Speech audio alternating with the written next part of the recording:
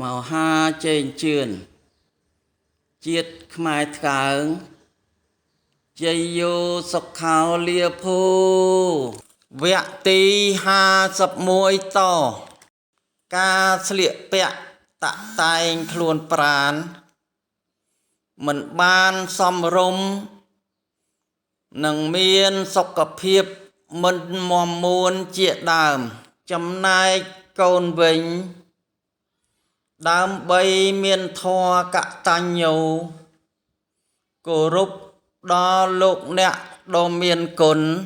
គួរយកចិត្តទុកដាក់តាមដានឲ្យលោកមានសុខភាពល្អនិងមានភាពស្អាតបាតជានិច្ចគប្បីចាត់ចែងរៀបចំទុកដាក់ទៅតាមប្រពៃណីគឺឲ្យបានសមរម្យល្អទៅតាមវ័យតាមអាយុដោយការគោរពអំពីកូនស្រីកូនប្រុសគប្បីកាន់សម្ភារៈដៃពីរ